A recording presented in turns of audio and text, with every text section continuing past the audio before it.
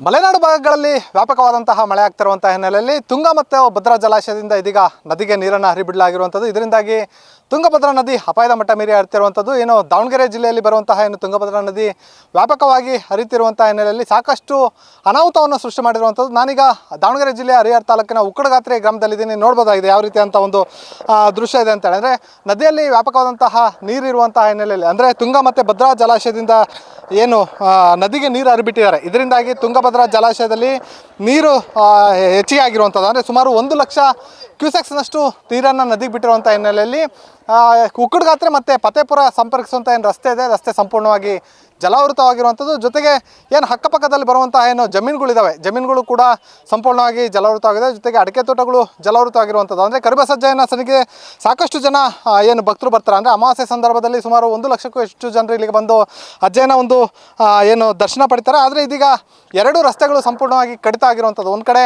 ಫತೇಪುರ ಮತ್ತು ಉಕ್ಕಡಗಾತ್ರೆ ಸಂಪರ್ಕಿಸುವ ಒಂದು ರಸ್ತೆ ಆದರೆ, ಮತ್ತೊಂದು ಕಡೆ ಏನು ತುಮ್ಮಿನಕಟ್ಟೆ ಮತ್ತು ಉಕ್ಕಡಗಾತ್ರೆ ಸಂಪರ್ಕಿಸುವಂಥ 2 ರಸ್ತೆಗಳು ಕೂಡ ಜಲಾವೃತವಾಗಿರುವಂಥದ್ದು. ಜೊತೆಗೆ ಕರಿಬಸಜ್ಜಯನ ಸನ್ನಿಧಾನಕ್ಕೂ ಸಹ ಇದೀಗ ಏನು ನೀರು ನುಗ್ಗಿರುವಂಥದ್ದು. ಏನೇ ಈಗ ತುಂಗಾ ನದಿಯಿಂದ ಏನು ನೀರು ಬಿಟ್ಟರೆ ಯಾವುದೇ ರೀತಿಯಂಥ ಸಮಸ್ಯೆ ಆಗಲ್ಲ. ಇದೀಗ ಭದ್ರಾದಿಂದ ನೀರು ಬಿಟ್ಟಿರುವಂಥ ಹಿನ್ನೆಲೆಯಲ್ಲಿ ನದಿಯಲ್ಲಿ ನೀರಿನ ಪ್ರಮಾಣ ಹೆಚ್ಚಾಗಿರುವಂಥದ್ದು. ಸೊ ಇದರಿಂದಾಗಿ ಉಕ್ಕಡಗಾತ್ರೆಗೆ ಬರುವಂತಹ ಏನು ಪ್ರವಾಸಿ ಏನು ಭಕ್ತರು ಇದ್ದಾರೆ ಅವರಿಗೂ ಸಹ ಸಂಕಷ್ಟ ಎದುರಾಗಿರುವಂಥದ್ದು. ಜೊತೆಗೆ ಶಾಲೆಗೆ ಹೋಗುವಂತಹ ಮಕ್ಕಳಿಗೂ ಸಹ ಸಾಕಷ್ಟು ಸಮಸ್ಯೆ ಎದುರಾಗಿರುವಂಥದ್ದು.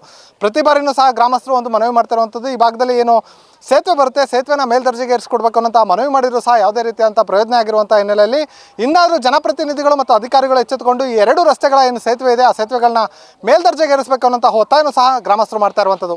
ಕ್ಯಾಮ್ರಾ ಪರ್ಸನ್ ಅಣ್ಣೇಶ್ ಜೊತೆ ಪ್ರವೀಣ್ ಬಾಡ, ಒನ್ ಕನ್ನಡ ನ್ಯೂಸ್, ದಾವಣಗೆರೆ.